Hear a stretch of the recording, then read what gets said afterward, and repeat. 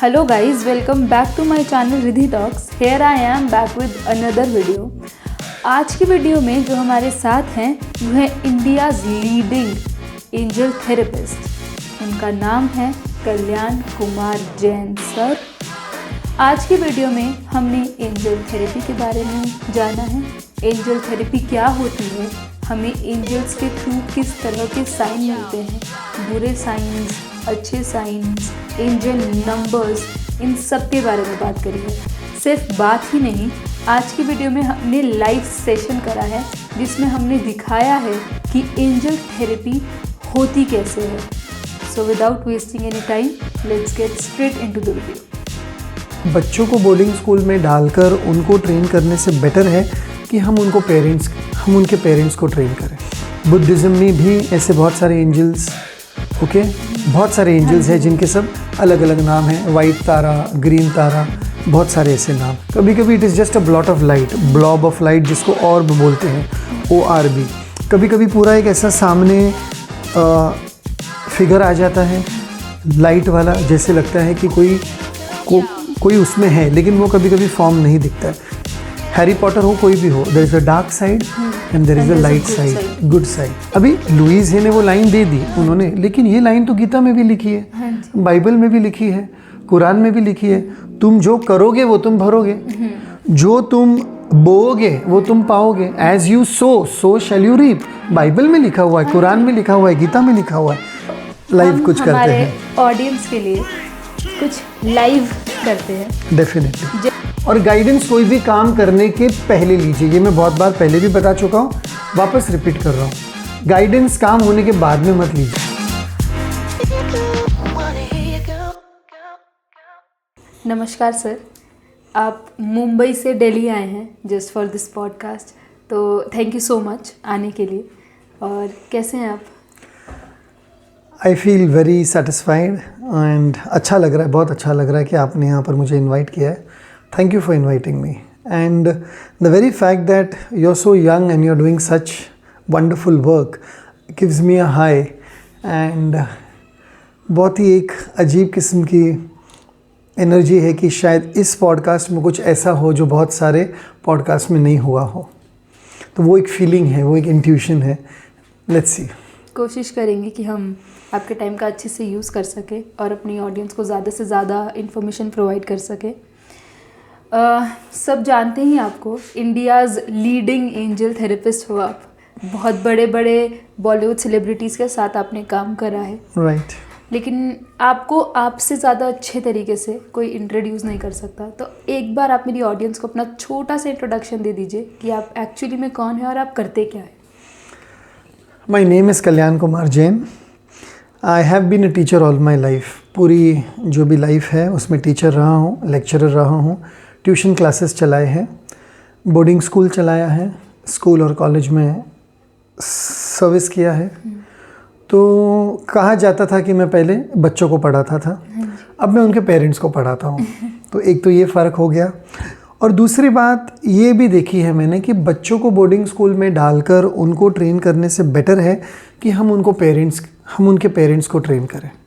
और उनके parents train होते हैं जब वो स्पिरिचुअल हो जाते हैं, जब उनमें एनर्जी का अवेयरनेस हो जाता है. तो इसलिए मेरी अभी सारी कोशिश यही है कि मैं पेरेंट्स को अवेयर करूं और उनके दिमाग में क्लैरिटी लाऊं, एक ऐसी साफ़ सुथरी लाइन ऑफ थॉट लाऊं कि जहां से वो अपना काम अच्छी तरह से कर सकें एनर्जी के बेसिस पे. तो मैं अपने आप को एनर्जी हीलर भी कहता हूँ.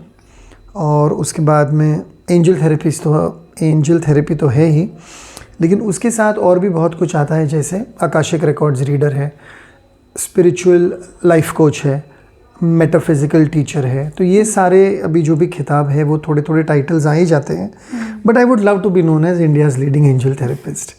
एंड काम जो है वो काम है माइंड बॉडी का, माइंड और बॉडी का अलाइनमेंट, माइंड और हार्ट का अलाइनमेंट, हार्ट और बॉडी का अलाइनमेंट. यानी माइंड, हार्ट और बॉडी ये तीनों अगर अलाइन हो गए, और मेरा रोल ही वही है कि अगर मैं आपके साथ में सेशन कर रहा हूँ, काम कर रहा हूँ, तो मेरा कर्तव्य या मेरी रिस्पॉन्सिबिलिटी ये रहती है मेरे फील्ड की तरफ कि मैं आपके माइंड, बॉडी और हार्ट का अलाइनमेंट देखूँ। अगर उसमें बैलेंस आ गया तो आप इजीली अपने सारे काम अच्छी तरह से कर सकते हो। So I also call myself an aligner और a person who creates balance, a person who brings in awareness, clarity and purpose in the life of the other person. So बस ये है छोटा सा इंट्रोडक्शन। मैं, ताकि आगे मेरी ऑडियंस को कोई कन्फ्यूजन क्रिएट ना हो, तो मैं पॉडकास्ट बिल्कुल बेसिक्स से स्टार्ट करना चाहती हूँ। Sure, definitely. तो आपको, जैसे आपने बताया कि आपको इंडियाज़ लीडिंग एंजल थेरेपिस्ट माना जाता है, तो आप एक बार बता दीजिए एंजल्स क्या होते हैं और एंजल थेरेपी एक्चुअली क्या होती है।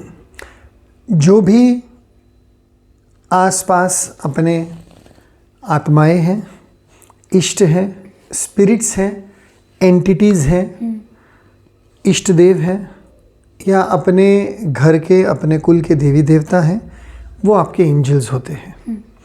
हर भारत के हर परिवार में एक कुल देवी मानी जाती है। जहाँ से वो कुल आता है, जहाँ से वो परिवार आता है, कुल देवी मानी जाती है। और उसके एक कुल देवता होते हैं। कुल देवता का जो भी रूप है हमेशा वो भैरव का ही रूप होगा। जितने भी भैरव भारत में हैं, जितने भी उनके रूप और स्वरूप अलग अलग है, वो एक भैरव जो होते हैं वो एक कुल देवता के रूप में होते हैं। और माता जी जो होती है अलग अलग नामों से जानी जाती है, वो अपनी कुल देवी होती है। तो ये आपके हो गए सबसे पहले एंजल्स, अपने कुल के, अपने परिवार के, अपने घर के और अपनी पीढ़ी दर पीढ़ी के। उसके बाद में आपके ग्राम में, आप जो गांव से बिलोंग करते हो, ग्राम, वहाँ पर एक ग्राम दैवत होता है, ग्राम देवता होते हैं। वो एक आपके दूसरे गार्डियन एंजल हो गए जो गांव को प्रोटेक्ट करते हैं, विलेज को प्रोटेक्ट करते हैं। ये सारा थ्योरी और ये पहले बहुत कुछ था, लेकिन आहिस्ता आहिस्ता सब इधर उधर होते गए। जैसे जैसे हम लोग शहरों में आते गए, बसते गए, तो हम अपने गांव के मूल को भूल जाते हैं, रूट्स से हम थोड़ा दूर हो जाते हैं, कट जाते हैं, तो हमें ये पता नहीं होता। लेकिन जब हमें ये पता लगने लगता है कि हम आए कहाँ से हैं, हमारा मूल कहाँ का है, हमारे रूट्स क्या है, हम कौन से गांव से, कौन सी पीढ़ी से, कौन से कुल से बिलोंग करते हैं, जब उसका एक स्टडी अच्छी तरह से हो जाता है तो वो एंजल थेरेपी के रूप में या एंजल्स में हमें अच्छी तरह से प्रोटेक्ट करते हैं, हमको गाइड करते हैं और हमको बहुत ही अलग अलग मायनों में मिस्टीरियसली अननोन वे से, नोन वे से सपोर्ट करते हैं। तो ये हो गया आपका कुल देवी का कंसेप्ट। कुल देवता हो गए, ग्राम देवता हो गए। उसके बाद में आप जो घर में रहते हो वहाँ पर आपका वास्तुदेव का स्थान होता है, जबकि ये फील्ड वास्तु का नहीं है, लेकिन एक वास्तुदेव माना गया है। घर का जो पूरा एक रक्षक है उसको हम बोलते हैं वास्तुदेव, वो भी एक आपका एंजल हो गया। अगर आपने घर में रहकर वास्तुदेव को नहीं माना, उसको कभी याद भी नहीं किया, तो फिर वो आपको एनर्जी कैसे देगा, प्रोटेक्शन कैसे करेगा। तो वो भी हो गया आपका गार्डियन एंजल, ग्राम देवता, वास्तु देवता, स्थान देवता। आप जो स्थान में हो, कभी कभी आप देखिए बड़े बड़े राजा महाराजाओं के जहाँ पर पैलेस होते थे, वहाँ पर बाहर एक कोई ऐसी एक पत्थर की मूर्ति होती थी, कोई ऐसे इष्ट होते थे, कोई कुछ तो होता था, एक एनर्जी का स्पेस जिसको वो लोग स्थान देवता माना जाता है। यानी वो स्थान में कुछ ऐसा हुआ होगा या कुछ ऐसी एनर्जी होगी जो वो पूरे स्थान को भी प्रोटेक्ट करते हैं। गांव का तो अलग कंसेप्ट है ही, बड़ा ग्राम देवता का, स्थान का भी एक अलग है। सो वास्तु देवता, स्थान देवता, ग्राम देवता, कुल देवता, फिर अपने जो पूर्वज हैं, मातृ पितृ, अगर वो अच्छे लीनिएज में गए हैं, अच्छे रेल्म में गए हैं, वो भी अपने गार्डियन एंजल हो जाते हैं। तो ये सारे गार्डियन एंजल्स जो हैं ये एक लेवल के हो गए। दूसरे लेवल के गार्डियन एंजल हैं जो ऑलरेडी हम इनको भगवान जिनको मानते हैं और जिनकी एनर्जी की हम पूजा करते हैं। गणेश जी हैं, हनुमान जी हैं, भैरव है, माता जी हैं, शिव जी हैं, विष्णु हैं, अलग अलग अवतार। ये हो गए हिंदुइज्म के। बुद्धिज़्म में भी ऐसे बहुत सारे एंजल्स, बहुत सारे एंजल्स हैं जिनके सब अलग अलग नाम हैं। वाइट तारा, ग्रीन तारा, बहुत सारे ऐसे नाम हैं। इस्लाम में भी फरिश्ते माने गए हैं। अच्छा। उसके बाद में आप जाओ क्रिश्चियनिटी में, वहाँ पर तो एंजल्स और आर्क एंजल्स और उनका तो पूरा एक 7 लेवल का रेल्म है। रेल्म जिसको बोलते हैं यानी लेवल्स जिसको बोलते हैं, वो भी एक अलग है। तो ये क्या हो जाता है कि ये जो एंजल्स है, ये कुछ आने वाला हो तो आपको थोड़ा, क्या हिंदी में क्या वर्ड यूज़ करो, बचा लेती है, बचा लेते, लेकिन उसके पहले आपको उसका अंदेशा, अंदाजा देती हाँ अंदेशा या अंदाज दे देते हैं, मैसेज दे देते, एक वार्निंग जैसे दे देते हैं कि भाई मत जाओ, कि आज जाओ, कि आज ये गाड़ी ले लो, कि ये गाड़ी मत लो, पार्टनरशिप करो कि मत करो, कि आज ट्रैवल करो मत करो। तो they are always trying to protect you and they are always either at your left or at your right. अभी जैसे मैंने राइट लेफ्ट बोला, एंजल्स बोला, देखिए ये देखिए यहाँ का मैंने लेफ्ट का नाम लिया, एक एक ऐसे रोंगटा खड़ा हो रहा है। यानी राइट और लेफ्ट में जो एंजल्स है वो एक आधा राइट में होगा, एक आधा लेफ्ट में होगा ही होगा, और वो आपको प्रोटेक्ट करने की कोशिश करेंगे, आपको गाइड करने की कोशिश करेंगे।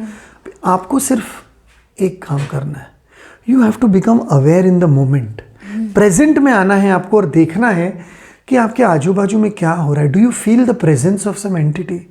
ऐसे आपको लग रहा है कोई आपके पीछे से बुला रहा है, आगे से बुला रहा है, कोई आपके आजू बाजू में श्वास ले रहा है। Sometimes you can even feel your angel breathing deeply, you can hear that. या कोई एंजल आपको विस्पर कर देता है, या कोई एंजल पीछे से ऐसे आवाज़ दे देता है, कोई आगे से आवाज़ देता है। बहुत बार ये हुआ है, लोगों को बहुत आभास हुए हैं, उनको किसी ने बुलाया, आप आगे जाने ही वाले थे, रोड क्रॉस करने वाले थे और किसी ने पीछे से बुला दिया, आपने पीछे देखा, तुरंत आपके सामने से गाड़ी गई और आपका एक्सीडेंट होते होते बच गया। कितनी बार हुआ है लोगों के साथ। तो ये एनर्जीज है, ये सब एनर्जीज का मतलब है ऊर्जा। मैं ये नहीं बोल रहा हूँ कि एंजल आपके सामने फिजिकली आके खड़े हो जाएंगे। हमने फिजिकल फॉर्म तो दिया ही है, गणेश जी को हमने फिजिकल फॉर्म दिया है, ओके, सूंड में है अलग अलग। माता जी को फिजिकल फॉर्म दिया है, भैरव को फिजिकल फॉर्म दिया है, हनुमान जी को फिजिकल फॉर्म अलग अलग दिया है। कोई पंचमुखी हनुमान है, कोई और हनुमान है, कोई बैठे हुए हनुमान है, कोई सोते हुए हनुमान है, कोई ऐसे हनुमान है जो पहाड़ लेके जा रहे हैं। सब अलग अलग फॉर्म्स, ये ह्यूमंस की कल्पना है। वो तो शक्तियाँ हैं, वो तो कोई भी फॉर्म ले सकती है। लेकिन हमने अपनी लिमिटेड सोच के लिए उनको एक फॉर्म दिया है।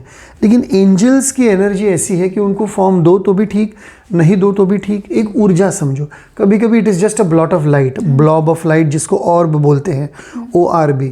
कभी कभी पूरा एक ऐसा सामने फिगर आ जाता है लाइट वाला, जैसे लगता है कि कोई उसमें है, लेकिन वो कभी कभी फॉर्म नहीं दिखता है। कभी कभी कोई ऐसे बीइंग दिख जाता है जिसके बहुत सारे पंख हैं, एक या दो ऐसे पंख ऊपर नीचे हो रहे। कभी यूनिकॉर्न दिख जाता है। यूनिकॉर्न का मतलब है वाइट कलर का हॉर्स जिसके पंख है और जिसका एक ही सींग है ऐसा। ड्रैगन्स जो चाइना में होते थे वो भी पहले उनके गार्डियन एंजल्स माने जाते थे। अच्छा। तो चाइना में भी उनका हर एक किंग का अपना अपना एक ड्रैगन होता था। बहुत पहले की बात कर रहा हूँ मैं। आप ग्रीक माइथोलॉजी देखिए, एथेंस की माइथोलॉजी देखिए, रोमन एम्पायर का देखिए, ये लोग सारे एंटिटीज़ के बड़े, इजिप्ट का देखिए, सारे एंटिटीज़ के बड़े बड़े पुतले बना के रखते थे और उनको वर्शिप करते थे। आपने जितनी भी इजिप्ट की मूवीज़ देखी होगी, द मम्मी वगैरह, उसमें से दिखाया गया है कि ये गॉड है, वो गॉड है, ये है, वो है। तो ये सारे एंजल्स वो देश को प्रोटेक्ट भी करते थे, लोगों को भी प्रोटेक्ट करते थे। कभी कभी वो देश पूरी तरह से ख़त्म भी हो जाता था, बहुत कुछ होता था। यहाँ तक कि एंशिएंट इजिप्ट में और रोमन एम्पायर में तो हम जैसे आज प्लैनेट्स को मानते हैं, ग्रहों को मानते हैं, उनकी पूजा करते हैं, उनकी अर्चना करते हैं, वैसे वो लोग भी कहा करते थे the sun god, the moon god, the Venus god. ऐसे वो भी उनको भगवान का दर्जा, एंजल्स का दर्जा दिया करते थे। So to answer your question, angel therapy एक ऐसा सब्जेक्ट है जिसमें हम अलग अलग एंटिटीज़ और एनर्जीज़ के बारे में जानकारी लेते हैं, पढ़ाई करते हैं अलग अलग टूल्स के द्वारा, ओके, और हम उनसे कनेक्ट करने की कोशिश करते हैं। कनेक्ट अगर मैं शब्द कहूँगा तो लोगों के मन में ये भास आ जाता है कि नहीं मैं अगर कुछ बोलूँगा तो एंजल मेरे सामने आ जाएगा। वैसा नहीं है। हमारे पास 5 ही सेंसेस हैं। We have only 5 senses. उनके तो सेंसेस कितने सारे ज़्यादा हैं। तो इसलिए हमें जब कभी वो 6th सेंस जाग जाता है तो हमें थोड़ा इंट्यूशन आता है और हमको थोड़ा थोड़ा वो आभास होने लगता है। तो इसलिए जब मैं बोलूँगा कि जैसे कि नीम करोली बाबा मेरे गुरुजी हैं, तो मेरे गुरुजी क्या मेरे सामने आके खड़े नहीं रहेंगे, लेकिन कहीं ना कहीं से वो मुझे साइंस देंगे, हंच देंगे, आइडियाज़ देंगे, थॉट्स देंगे, या वो मेरे क्राउन चक्र के द्वारा मेरे कॉन्शियस माइंड में कुछ डाउनलोड करेंगे, कुछ इन्फॉर्मेशन डालेंगे या कुछ पीछे से आवाज़ आएगी, आगे से आवाज़ आएगी, जिसको हम इंग्लिश में, मैंने ये जो 4 वर्ड्स है जो मैं एक्सप्लेन करता हूँ एंजल थेरेपी में, क्लियर ऑडियंस, कभी कभी सुनाई देता है, ओके, कभी कभी स्मेल से पता चल जाता है, कभी कभी टच से पता चल जाता है, clear audience, clear sentience, clear cognizance, ऐसे अलग अलग क्लेयर्स होते हैं, CLAIRS, क्लेयर्स। क्लेयर्स का मतलब है आभास होना। तो ये सारी चीज़ें होती है, टूल्स होता है। सो एक लाइन में अगर बताना है तो angel therapy is the study of the energies which affect you right from your birth till you pass on the planet. पूरे जीवन में तुम्हारे साथ हमेशा 1 या 2 एंजल्स अलग अलग तरह के रहेंगे। कभी 2 एंजल्स तो रहेंगे ही, जो तुम्हारे 2 एंजल्स तो तुम्हारे फिक्स ही हैं, तुम्हारी कुलदेवी तो और तुम्हारे कुल देवता। अगर वो तुमको नहीं पता तो दूसरे भी कोई एंजल्स हो जाते। और समय समय पर, अलग अलग समय पर तुम जिसको भी याद करो उस टाइम के लिए वो आके तुमको प्रोटेक्ट करके जाता है, तो वो तुम्हारा एंजल हो गया। तुमने देखा होगा बहुत बार ऐसी कभी कहानी सुनाई देती है कि एक माँ अपने बच्चे की जान बचाने के लिए, उसमें कभी कभी वो इतनी शक्ति आ जाती कि वो पूरा गाड़ी का बॉनेट और पूरी गाड़ी उठा लेती है और अपने बच्चे को उसमें से निकाल लेती है। वो शक्ति आती कहाँ से है? तो फिर एंजल्स उनको उस टाइम पे गाइड करके वो शक्ति देते ताकि वो अपने बच्चे को बचा सके। एंजल्स उनमें वो शक्ति देते, उसी तरह एंजल्स तुम में वो शक्ति देंगे कि तुम कुछ काम कर सको या नहीं कर सको। हाँ जी, करेक्ट। तो ये है एनर्जी का काम। और एंजल्स का स्टडी करना, एंजल्स को मानना, एंजल्स के बारे में सोचना, ये बहुत ही पॉजिटिव इफ़ेक्ट लाता है, क्योंकि उससे तुम्हारे इर्द गिर्द नेगेटिव एनर्जी नहीं आती। जैसे एंजल्स है, जैसे देवी देवता है, वैसे डेमन्स भी तो है ना। हाँ जी, हैवान, शैतान भी तो है। तो ये जो दोनों एनर्जीज है ये हमेशा रहने ही वाली है। ओके, एक है एनर्जी लाइट की, एक है एनर्जी डार्कनेस की। हाँ जी, एक है एनर्जी लव की, एक है एनर्जी फियर की, एक है एनर्जी एंजल्स की और एक है एनर्जी डीमंस की। एक है एनर्जी सत्य की, ट्रुथ, और एक है एनर्जी झूठ की या कपट की। तुम जितनी भी ये सुपर हीरो वाली फिल्में भी देखते हैं, आज तो पूरा उसका माहौल ही बन गया है। पिछले 15-20 सालों से इतनी सारी फिल्में आई है सुपर हीरो की, तो क्या दिखाया गया है? हैरी पॉटर हो, कोई भी हो, there is a dark side and there is the light side, good side. So the good side, the light side is the angelic side, and the dark side and the side of all negativity, toxic energy is the fear, is the demon side. We have to choose कि हमको किससे connect करना है। और बहुत बार परिस्थिति आती है कि हम ये भी चूज कर लेते हैं, because if you don't choose that, how will you realise the difference between right and wrong, good and bad, positive and negative. तो ये भी होते रहता है। तो जब आप अपने करियर का शुरुआत कर रहे थे, आपको पता कब और कैसे चला था कि एंजल्स आपसे कनेक्ट कर रहे हैं? ये तो बहुत पहले भी हुआ है। हमारे घर में तो इसकी हिस्ट्री चली रही है। गांव के घर में भी आभास होते रहते थे, कुछ ना कुछ होते रहे। गांव में भी बहुत बड़ा घर है, तो वहाँ पर कुछ न कुछ, जब भी राजस्थान में जाते थे तो वहाँ पर ऐसे आभास होते ही रहते थे कि कोई है, कोई बात कर रहा है, कोई कुछ चल रहा है। तो बचपन से वैसी आइडियाज़ तो थी। और जब लोगों को बताते थे, माँ बाप को बताते थे वगैरह, तो वो करते थे कि क्या तेरे मन में तो वहम बहुत आता है। तो स्लोली वो साइड फिर अपना बंद हो जाता है ना। We don't okay concentrate on that. फिर जैसे जैसे जीवन में बड़े होते गए, तकलीफ़ें आने लगी, प्रेयर करने लगे, जब भी कुछ रास्ता नहीं मिलता था, कुछ भी ये नहीं, तो I would think and I would ask for help. तो उस टाइम पे हेल्प कहीं ना कहीं से आ जाती थी। वो हेल्प कोई ना कोई इंसान के निमित्त में आती थी, लेकिन उस इंसान को जीवन में कौन भेजता था वो तो मुझे पता नहीं। तो स्लोली जब चलते गई ज़िंदगी, ऐसी चलती गई। लेकिन at the age of 33 and 37, ये एजेस के बीच में काफ़ी कुछ इतने चेंजेस आए, और फिर जो एक एनर्जी से मैं कनेक्ट होने लगा, तो मुझे आभास होने लगा कि कुछ ना कुछ हो रहा है, चेंजेस आ रहे हैं लाइफ में, और मुझे देखना चाहिए कि what is it and what is taking place and what is happening. तो मैं बहुत बार, बहुत टाइम जाके दरगाहों पे, मंदिरों में, मस्जिदों में, चर्च में 3-3, 4-4 घंटे बैठा हुआ हूँ।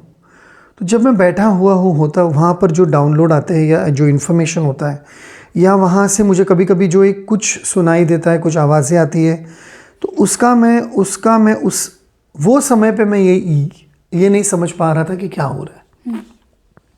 धीरे धीरे जब मैं उसको नोट डाउन करने लगा, जर्नलिंग करने लगा, तब मुझे पता चला कि these are not voices, this is the opening of my akashic records, this is the opening of my subconscious mind। और जब subconscious mind और akashic record खुल रहे तो उसमें से जो तुमको information मिलती है, जो अपने वेदों में है, शास्त्रों में है, जो जब किसी को दी जाती है, जब वो लोग रेडी हो जाते हैं, कहा जाता है कि when the student is ready the teacher appears। तो मेरे टीचर्स अलग अलग फॉर्म में आते गए, लिविंग टीचर्स भी, नॉन लिविंग टीचर्स भी, और ये इन्फॉर्मेशन थोड़ा थोड़ा मिलते गया और थोड़ी थोड़ी मैं पढ़ाई करते गया। फिर मैंने ढूंढा कौन इसको पढ़ाता है, कौन इसको सिखाता है, और बाद में पता चला ये तो एक पूरी दुनिया ही अलग है। This is known as the spiritual world, it is known as the metaphysical world. लोग ऊर्जा से, हीलिंग से कितने लोगों की हीलिंग करते हैं। रेकी हीलिंग होती है, प्राणिक हीलिंग होता है, उसके बाद में बॉडी स्कैनिंग होता है, ऑरा स्कैनिंग होता है, हीलिंग, इसी तरह की हीलिंग के बारे में जानने लगा। चक्र हीलिंग होता है। मैंने ऐसे भी लोगों को देखा हुआ है जो उनका हाथ किसी के सर पर रखकर उनकी सारी एनर्जी खींच के, यानी सारी एनर्जी, यानी जो भी नेगेटिव एनर्जी या बीमारी वाली एनर्जी है वो खींच के उसको डिसॉल्व कर देते थे, और वो इंसान 2-4 दिन के बाद में नॉर्मल उसकी तबीयत हो जाती थी। अगर कोई, और ऐसे भी देखा है अगर किसी में कोई एंटिटी या आत्मा का वास वगैरह है तो वो उसको निकाल भी सकते थे, एंटिटी को दूर भी कर सकते थे। तो जैसे जैसे इसमें डीप जाते गया तो पता चला कि ये तो बहुत ही वास्ट फील्ड है।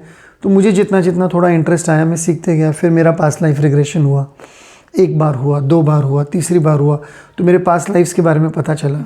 फिर पता चला कि लाइफ पर्पस क्या है। ये तो जो मैं कर रहा हूँ, पढ़ा रहा हूँ, सिखा रहा हूँ, ये तो ठीक है, लेकिन the main life purpose is कि जो मेरे लाइफ लेसन्स है उसको दूसरों के साथ शेयर करूँ, ताकि वो गलतियाँ ना करें जो मैंने की है या मेरे पूर्वजों ने की है।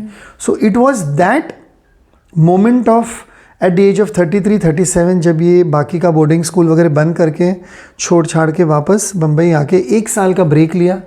1 साल ये जितने भी जो भी बुक्स हाथ में आए, जो भी वीडियोस हाथ में आए, ट्रेनिंग जहाँ पर भी शुरू थी वो सब ट्रेनिंग की।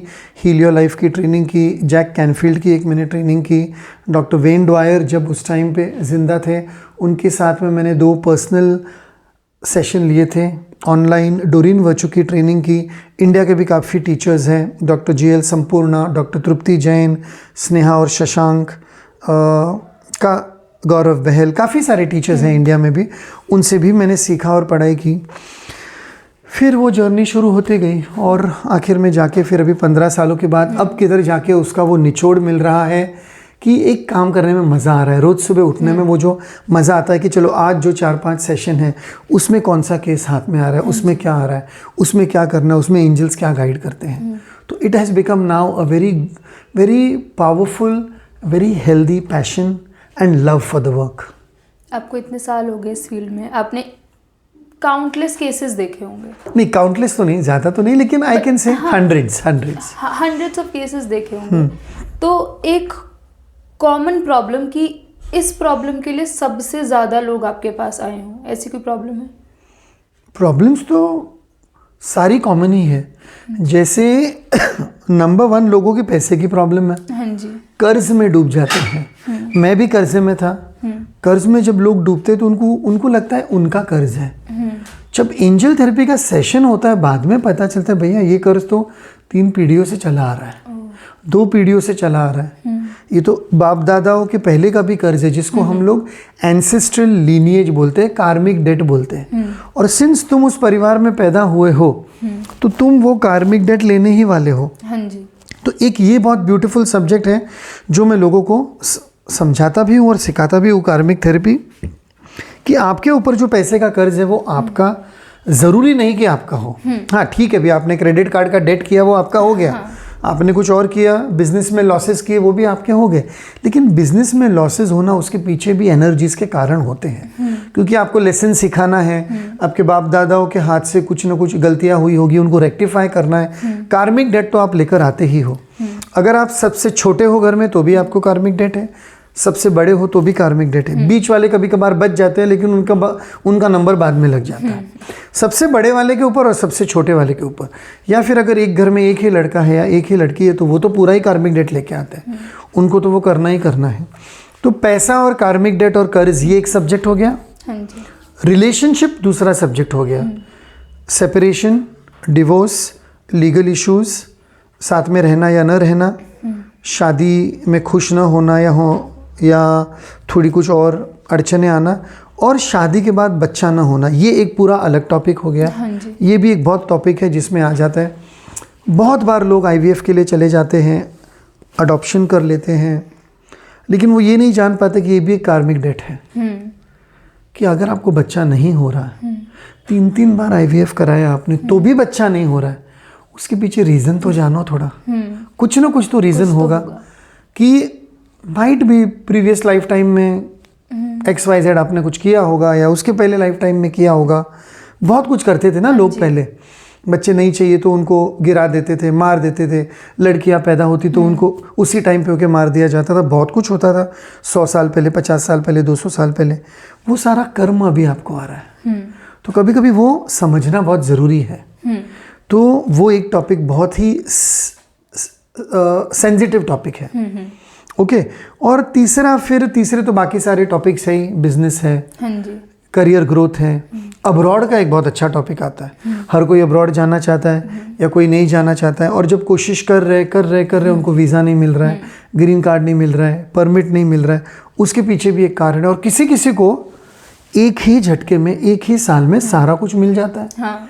वीज़ा भी मिल गया, पासपोर्ट भी, मीनिंग पासपोर्ट हो गया, वीज़ा हो गया, ग्रीन कार्ड भी मिल गया, और एक साल में जाके उधर सेटल भी हो गया और उधर नौकरी भी मिल गई। तो वो एक एनर्जी रहती है स्टडी करने की कि भाई ये पैदा तो इंडिया में हुए थे, लेकिन इनका कार्मिक डेट अब्रॉड का है। और 1-2-4 केसेस ऐसे आए हैं जो पूरे जीवन में अब्रॉड सेटल थे, लेकिन उनकी मौत इंडिया में लिखी थी।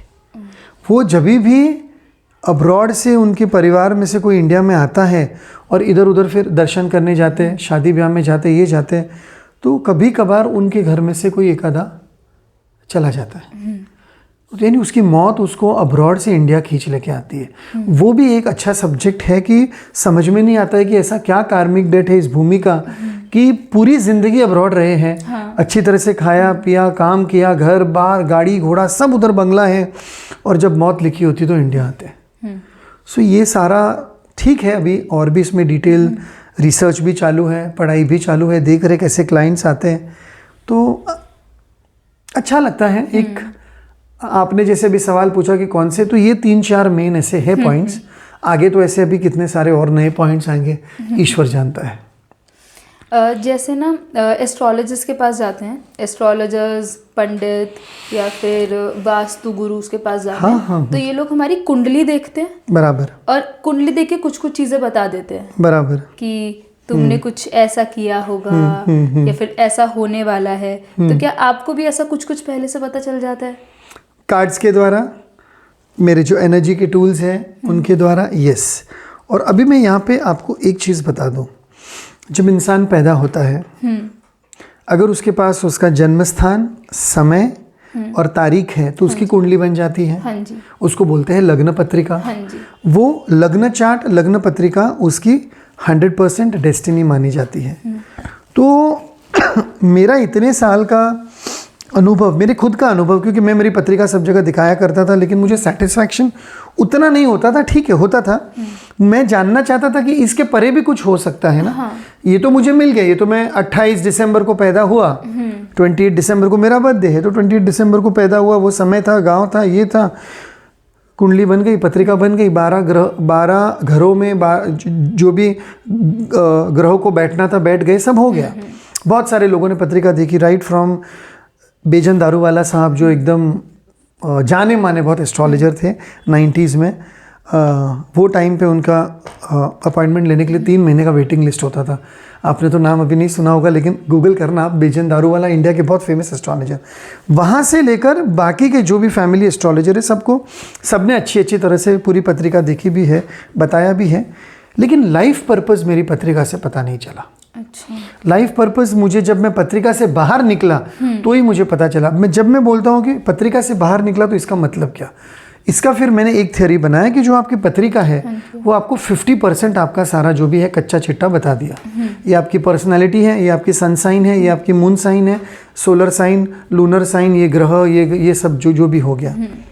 अभी उनमें जो भी अड़चने आ रही उसका एक्सटर्नल सोल्यूशन मिल जाता है। ये ग्रह की पूजा कर लीजिए, ये नंग पहन लीजिए, पूजा पाठ हवन जो करना है वो सब हो गया, गाय को चारा खिलाना है, मछलियों को कुछ देना है, पक्षियों को दाना देना है, एक्सेट्रा एक्सेट्रा। जितने भी एक्सटर्नल उपाय बहुत अच्छी तरह से अपने शास्त्रों में, एस्ट्रोलॉजी में, वास्तु में, लाल किताब में दिए गए हैं। उसके उपरांत भी कभी कभी कुछ नहीं होता, हाँ जी, या आधा ही होता है। तो वो एक्सटर्नल पार्ट करने के बाद में फिर हमें इंटरनल जाना पड़ता है, अपने अंदर झांकना पड़ता है।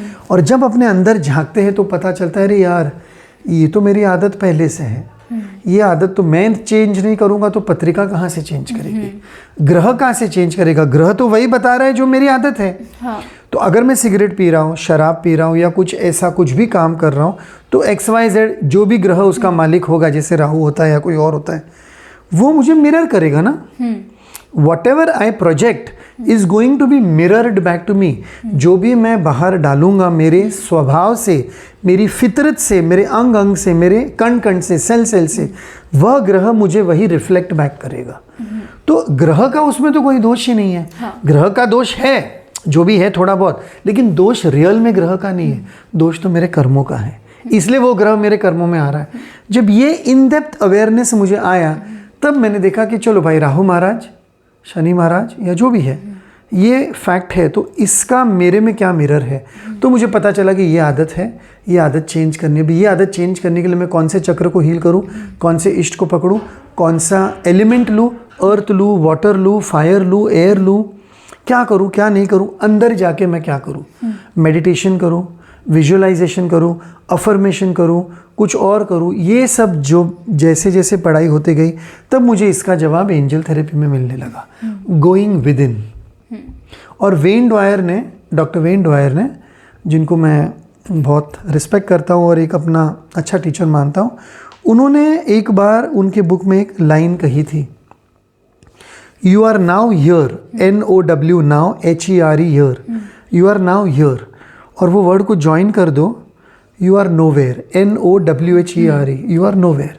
सो you are nowhere and you are now here. तो जब मैंने ये चीज़ को समझा तो मुझे समझ में आया, व्हेन आई से when I am now here, I am in my present. और ये जो सेंटर पार्ट ऑफ मेरा बॉडी है वो मेरा प्रेजेंट है, क्योंकि मेरा लेफ्ट पास्ट है, जो अभी मैं आपके मम्मी को भी एक्सप्लेन कर रहा था, लेफ्ट पास्ट है, राइट मेरा फ्यूचर है, प्रेजेंट जो है वो मेरा नाउ हियर है। अगर मैं प्रेजेंट में नाउ हियर में आ जाता हूँ तो मुझ में अवेयरनेस आता है। अवेयरनेस आता है यानी चेतना जाग जाती है, चेतना जाग जाती है यानी मेरा कॉन्शियसनेस एक्सपांड होता है, कॉन्शियसनेस एक्सपांड होता है यानी मेरा क्राउन चक्र खुल जाता है, क्राउन चक्र खुल जाता है यानी मुझे ऊपर का जो भी विजडम है आकाशिक रिकॉर्ड्स का, उसमें से थोड़ा एक एक दाना, एक एक थेम, एक एक बूंद, एक एक ड्रॉप मिलते जाता है, तो थोड़ा थोड़ा काम होते जाता है। एक ये चीज़ समझ में आई। दूसरी एक हमारी टीचर थी लुइस है, लुइस है का मैंने और मेरी वाइफ ने हील योर लाइफ ट्रेनिंग किया। मैं इनके नाम इसलिए ले रहा हूँ क्योंकि बहुत सारे पॉडकास्ट में मैंने ये नहीं बताया, ये मैं आपके ही पॉडकास्ट में बता रहा हूँ ताकि एंजल थेरेपी से परे, जैसे मुझे आपने पूछा कि आपको कहाँ से मिला, कैसे आया, आपका सवाल ही बहुत अच्छा था। तो लुइस है ने एक लाइन दी थी, लुइस है की जो लाइन थी वो थी, whatever you give out comes back to you।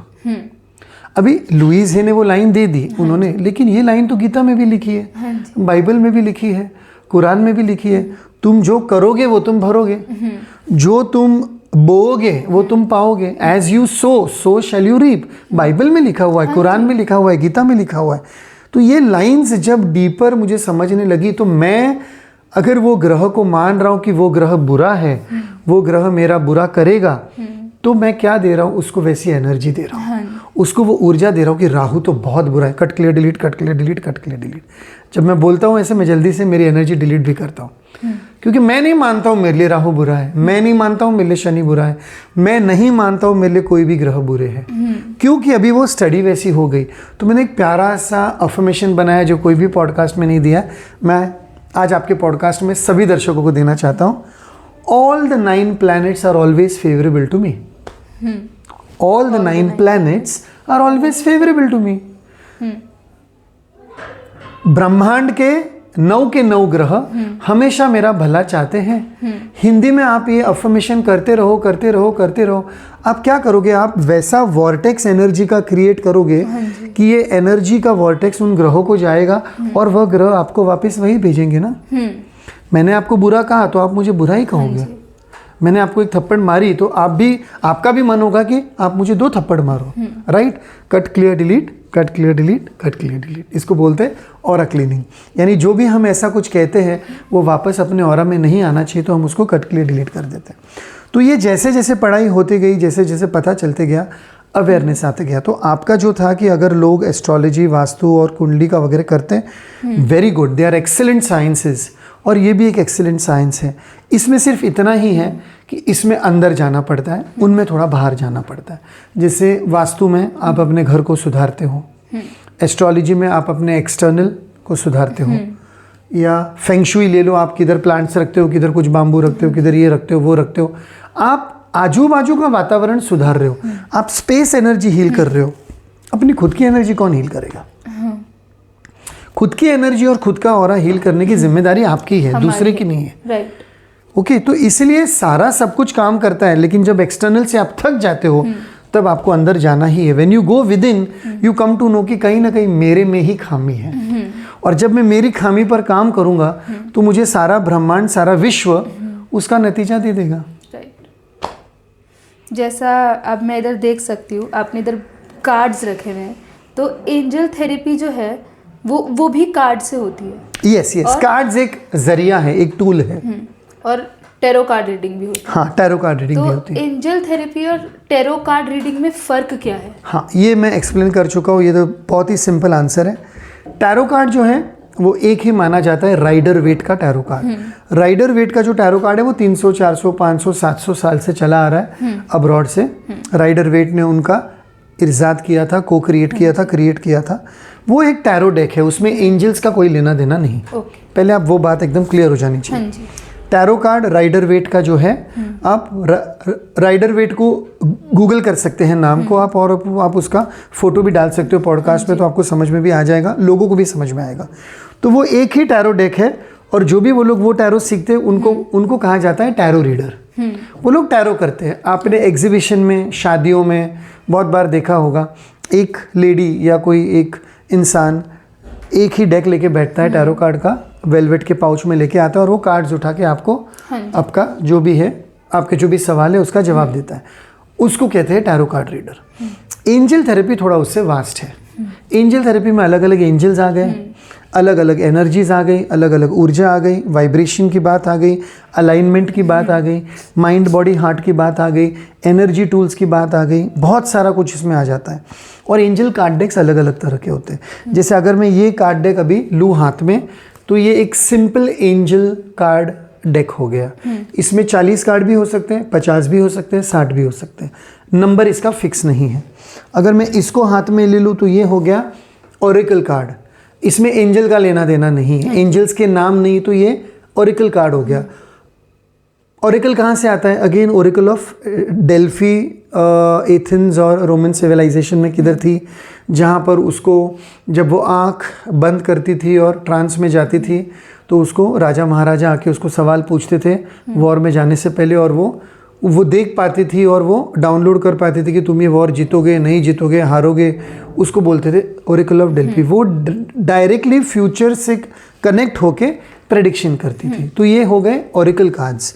Oracle cards अलग हैं, एंजल कार्ड्स अलग हैं। अभी आते हैं एंजल टैरो कार्ड्स।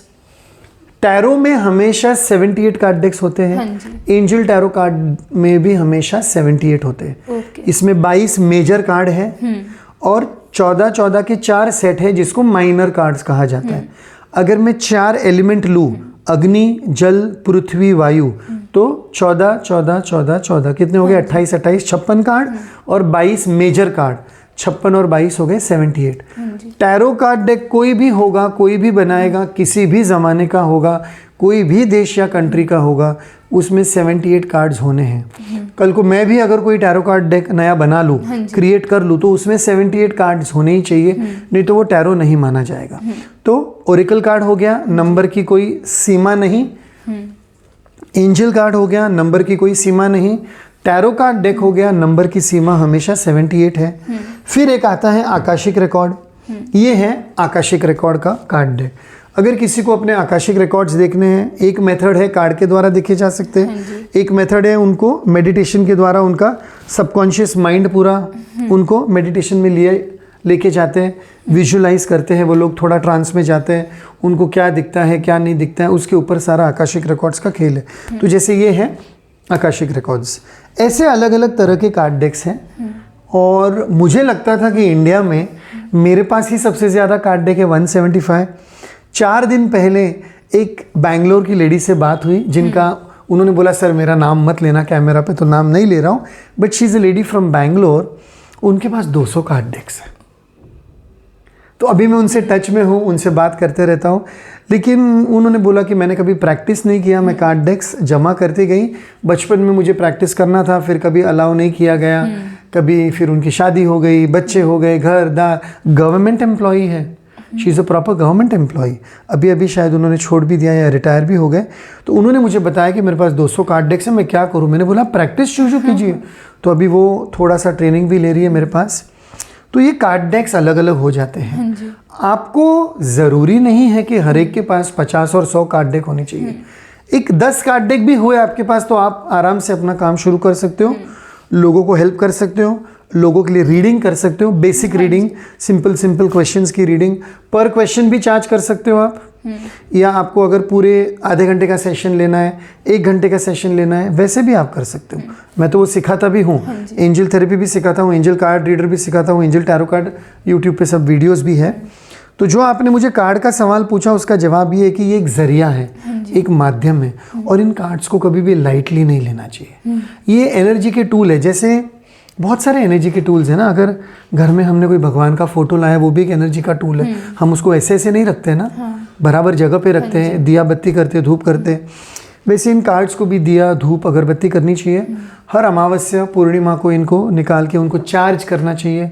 आपने तो नहीं पहने, लेकिन बहुत लोग आजकल क्रिस्टल्स के ब्रेसलेट्स पहनते हैं, देखो आपने भी पहने, हाँ आपने भी पहने। तो ये क्रिस्टल के ब्रेसलेट क्या है, एनर्जी टूल है, इसको भी चार्ज करना पड़ता है। अच्छा। अगर आप 1 महीने से इसको कंटिन्यू पहन रहे हो और चार्ज नहीं किया तो उसकी एनर्जी खत्म हो गई। तो इसको चार्ज कैसे करें? इसको चार्ज कैसे करें? इसको बहते हुए पानी में, नल के नीचे जो बहता हुआ पानी साफ आ रहा है उसके नीचे 2 मिनट उसको धो लो, पानी उसके अंदर फ्लो होने दो, एक तो वो मेथड है। फिर उसको पोंछ के आप अपने मंदिर में रख दो तो चार्ज हो जाएगा एक आध घंटे के लिए। नहीं तो जैसे आप भगवान को धूप दिया अगरबत्ती कैंडल जो भी दिखाते हो, जो भी आपका धर्म के हिसाब से आप करते हो, वो इसको भी दिखा दो, वो चार्ज हो गया। पूर्णिमा के दिन, फुल मून के दिन, फुल मून पूर्णिमा के दिन चांद जब पूरा दिखता है तब चांद को ऐसे वो दिखा दो, क्रिस्टल्स दिखा दो, कार्ड दिखा दो, कुछ भी दिखा दो। चांद की एनर्जी से बहुत जल्दी सब कुछ चार्ज होता है। अभी क्यों चार्ज होता है इसका मैं आपको बताऊं डिटेल, थोड़ा 5 मिनट लगेगा। कोई बताइए। अपने शरीर में 70% पानी है, अर्थ पृथ्वी में भी 70% पानी है, तो पानी अपने को अफेक्ट करेगा ही। पानी को अफेक्ट करता है चंद्र, मून के अमावस्या और पूर्णिमा की वजह से हाई टाइड और लो टाइड होती है, दरिया में भरती आती है। तो आप देखो जब भी मून में हाई टाइड लो टाइड होती है अपने दिमाग पे असर होता है। अमावस्या और पूर्णिमा के दिन लोगों के दिमाग थोड़े अलग ही चलते हैं, बहुत हाइपर एनर्जी होती है और या बहुत लो एनर्जी होती है। बहुत सारे लोग उस टाइम पे डिप्रेशन में होते हैं, एंग्जाइटी में होते हैं, सैडनेस होता है, ग्रीफ होता है, बहुत सारे बहुत खुश भी होते हैं, क्योंकि वो मून की एनर्जी अपने शरीर के पानी को इफेक्ट कर रही है, पृथ्वी के पानी को इफेक्ट कर रही है। तो मून को जब हम देखते हैं और उसमें अपनी एनर्जी को चार्ज करते हैं तो अपना पानी भी चार्ज होता है, बॉडी चार्ज होती है। और पानी का कौन सा चक्र है? दूसरा वाला, स्वादिष्ठाना। सबसे नीचे है मूलाधार चक्र, अर्थ एलिमेंट, पृथ्वी एलिमेंट, उसके ऊपर है स्वादिष्ठाना। स्वादिष्ठाना पानी का चक्र है। तो वो पानी का चक्र आपका बैलेंस हो जाता है मून की चंद्र की एनर्जी से भी। अच्छा, पृथ्वी से 2 ही प्लैनेट नंगी आंख दिखाई देते हैं विद द नेकेड आई, सन और मून। रोज सुबह सूर्य देखते हैं हम लोग, सूर्य को नमस्कार भी करते हैं, और मून दिखता है। 15 डेज दिखता है, 15 डेज नहीं दिखता है। ओके, तो ये 2 प्लैनेट जब दिखते हैं अपने को, तो these are the 2 planets which affect our life the most. और सूर्य को माना गया है पिता, चंद्र को माना गया है माता। तो कोई भी कुंडली देखता है तो बोलता है नहीं चंद्र तुम्हारे ये घर में यानी तुम्हारे माता के इसमें है तो तुम्हारा माता का सुख नहीं है, XYZ, या माता के घर से या ननिहाल से बहुत धन मिलेगा, एक्सेट्रा एक्सेट्रा। वैसे ही तो वो लोग पूरा स्टडी करते हैं। तो सूर्य और चंद्र की एनर्जी अगर तुमको बैलेंस में मिल गई तो तुम्हारा विजन, तुम्हारी हेल्थ, तुम्हारा लाइफ पर्पस सारा तुमको बराबर मिल जाता है। तुमको स्टडी करना है सन को, तुमको स्टडी करना है मून को, तुमको एनर्जी लेनी है सन से, तुमको एनर्जी लेनी है मून से, because you are on the earth पे ही रहने वाले हो। मंगल पे तो अभी जा नहीं रहे हो ना फिलहाल, जाओगे तभी की बात है। लेकिन जब तक पृथ्वी पे हो, इन दो माँ और पिता सूर्य और चंद्र की एनर्जी लेकर अगर आप अपना काम करते रहो तो वो पॉजिटिव होगा। वो एनर्जी चक्रों को अफेक्ट कर रही है, चक्र एलिमेंट्स को अफेक्ट कर रहे हैं, earth water fire. You are on earth, you are drinking water, you are breathing air, और अग्नि से तुम अपना खाना बनाते हो। ओके, काफ़ी कुछ होता है। तो देखो ना, एलिमेंट्स, चक्रस, सूर्य, चंद्र, पृथ्वी, एनर्जी, एंजल, सब कैसे इंटर रिलेटेड कंसेप्ट्स हैं। किसी को हम अलग अलग नज़रिए से नहीं देख सकते। आज अगर मैं वो पानी भी पी रहा हूँ, जरा मुझे ग्लास पास कीजिए, मैं आपको कुछ बताता हूँ। अभी ये जब मैं पानी भी पकड़ता हूँ, अगर ये एक्सपेरिमेंट जापान में, चाइना में हो चुका है, अगर ये पानी को मैं अपने दोनों हाथों से चार्ज करूँ तो इसकी फ्रीक्वेंसी, इसकी एनर्जी, इसकी ऊर्जा, इसके वाइब्रेशन 100 गुना बढ़ जाते हैं। और जब ये पानी मेरे पेट में जाता है तो पूरे पेट को क्लेंस कर देता है, एनर्जी को क्लेंस कर देता है, और वाटर का ये जो चक्र है वो मूव हो जाता है, एक्टिवेट हो जाता है। इसी पानी को अगर मैं गाली दूँ, इसी पानी को अगर मैं अनाप शनाप बकूँ, इसको मैं क्रिटिसाइज करूँ, जज करूँ, तो यही पानी मेरे शरीर के लिए हानिकारक हो जाता है। यानी कहा गया ना, one man's meat is another man's poison. जो तुम खाना खा रहे हो शायद वो मेरे लिए पॉइजन हो सकता है, या जो तुम पी रहे हो वो मेरे लिए पॉइजन हो सकता है, लेकिन अगर उसको मैंने चार्ज कर दिया तो कोई चीज़ पॉइजन नहीं है, क्योंकि it all depends on your intention, your charging. तुम उसमें क्या एनर्जी डाल रहे हो तो वो तुमको रिजल्ट देगा। What you give out you get back. जो तुम बो रहे हो वही तुमको मिलेगा। अगर तुम इस पानी में गालियाँ बो रहे हो तो तुम जब ये पानी पियोगे तो तुमको गालियाँ ही मिलने वाली है। तो ये बहुत ही अच्छा कंसेप्ट है, लेन देन का भी और ऊर्जा का भी और बाकी का भी सारा। तो जैसे आपने बताया, कार्ड्स एक है, पेंडुलम्स है अलग अलग तरह के, ये वाले भी एनर्जी टूल्स हैं। मेटल से रिलेशन है, बिकॉज अर्थ में बहुत सारे मेटल्स हैं। क्रिस्टलिक एनर्जी से रिलेशन है, जो आपने भी क्रिस्टल पहने, बिकॉज अर्थ में बहुत सारे क्रिस्टल्स मिलते हैं, नंग मिलते हैं, ग्रह मिलते हैं। फिर उसके बाद में वुडन पेंडुलम है, जो एक अलग एलिमेंट है, ग्लास है। ओके, ऐसे अलग अलग तरह के पेंडुलम से एनर्जी की फ्रीक्वेंसी मापी जा सकती है, देखी जा सकती है। जैसे ये लैब्रिंथ है, इसको बोलते हैं लैब्रिंथ। इसका एक एक जो सर्कल है, इसका मेरे लिए बहुत कुछ है। जब मैं ये पढ़ाता हूँ लैब्रिंथ, तब भी मैं लोगों को पढ़ाता हूँ कि इधर की फ्रीक्वेंसी क्या है, इधर की फ्रीक्वेंसी क्या है, इधर की फ्रीक्वेंसी क्या है, इसमें कब अंदर जाना है, कब बाहर जाना है। ये वो भूल भुलैया नहीं है, ये लैब्रिंथ है, यानी अंदर जाने का भी रास्ता है, बाहर आने का भी रास्ता है। भूल भुलैया में तो हम गुम हो जाते हैं, उसमें तो वो खेल हो जाता है, जिसको हम लोग इंग्लिश में मेज़ बोलते हैं, MAZE, मेज़। ये मेज़ नहीं है, ये लैब्रिंथ है। लैब्रिंथ भी बहुत सालों पहले अलग अलग चर्च में हुआ करते थे।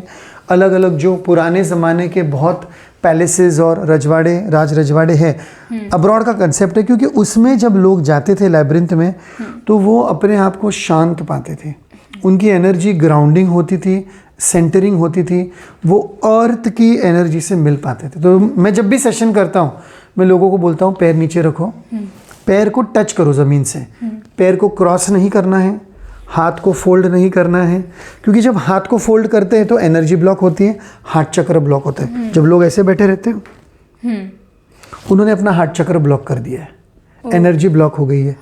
और मैंने अभी आपकी मॉम को भी समझाया कि मैस्कुलिन और फेमिनिन एनर्जी, ऑरा क्लीनिंग, जो मैंने ऑलरेडी यूट्यूब पे बहुत बार वो वीडियो दे दिया है। You are blocking both the energies. तो ये एक ब्लॉकेज हो गया। कभी कभार के लिए ठीक है, जब अपने आप को शील्ड करना है दूसरों से तो ठीक है, लेकिन बहुत बार अगर ऐसे करते बैठोगे तो हार्ट चक्र ब्लॉक हो जाता है। दूसरा, ये तुम्हारे पैर अगर तुमने क्रॉस किए तो अर्थ की एनर्जी नहीं मिल रही है। तो ये सारा एनर्जी का खेल एंजल थेरेपी में सिखाया जाता है, पढ़ाया जाता है। किसका क्या कारण है, उसके लिए क्या साइंटिफिक एक्सप्लेनेशन एंजल दे सकते हैं, वो भी दिया जाता है। बहुत वास्ट है। तो कई बार ऐसा होता है कि लोग कॉन्स्टेंटली सपने में कुछ देख रहे हैं Yes. और एग्जैक्ट एक ही टाइम पर उनकी आँख खुल रही है, तो क्या ये भी साइंस होता है? यस, ये तो आपने एंजल नंबर वाली बात कही। अगर आप बोल रहे हो कि एक ही समय पे आँख खुल रही है, जैसे 3:33 या 2:22 या 4:44 या 3:10 ले लो या 5:55 ले लो, ये एंजल नंबर्स हैं। तो नंबर्स यानी अंक, हाँ जी, अंक के ऊपर तो एक दूसरा पूरा साइंस है ना, न्यूमरोलॉजी का। हाँ जी। तो अंक भी यूनिवर्स के, ब्रह्मांड के एक एनर्जी के टूल है। उसका भी बेसिक नॉलेज एंजल थेरेपी में दिया जाता है।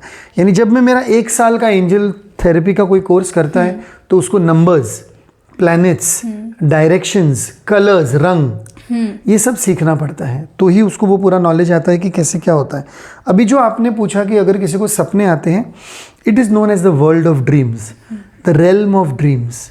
जब भी जो भी सपना आ रहा है, या वही सेम टाइम पे उठ रहे हो, या रिपीटेडली कोई एक सपना आ रहा है, उठ के वो अपने जर्नल में लिखो। एक जर्नल, एक डायरी रखो बेड साइड के बाजू में, मोबाइल के बजाय डायरी रखो। उठ के उसमें लिख दो कि आज ये सपना आया, ये तारीख और ये समय था। अब जब ये आप काम 30 दिन, 40 दिन, 50 दिन, 60 दिन करोगे, over a period of time you will observe कितनी बार आपने वो नंबर्स देखे हैं, कितनी बार आप सेम टाइम पे उठे हो, कितनी बार आपको सेम सपना या कोई सेम एंटिटी या कोई मास्ट मैन या कोई देवी या कोई देवता आपको वो सपने में दिखा हो। पानी का एलिमेंट आया है, डूब रहे हो, आग का एलिमेंट आया, किधर कुछ जल रहा है, वायु का एलिमेंट आया, तूफान कुछ आ रहा है, पृथ्वी का एलिमेंट आया, भूकंप। लोगों को ये भी सपने, वो सब एलिमेंट से रिलेटेड है।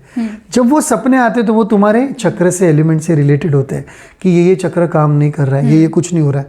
इसको मैं बोलता हूँ dream analysis, the world of dreams. In fact अभी आज मैं आपसे बात कर रहा हूँ, नेक्स्ट टू नेक्स्ट संडे मेरा रेल्म ऑफ ड्रीम्स का भी 1 दिन का पूरा ट्रेनिंग है। तो ये भी एंजल थेरेपी से रिलेटेड हुआ, क्योंकि ड्रीम्स में तुमको एंजल्स आ सकते हैं। बहुत बार लोगों ने मुझे बोला है, मैं नींद में से एकदम से 3:30 या 4:30 बजे उठ गई एकदम से, और मुझे ऐसे लगा जैसे मेरे रूम में बहुत बड़ा एक फिगर या मास्ट कुछ एनर्जी थी, लेकिन जब मेरी आँख खुली तो मुझे कोई दिखा नहीं, तो कोई एंजल आपसे कनेक्ट करने की कोशिश कर रहा था।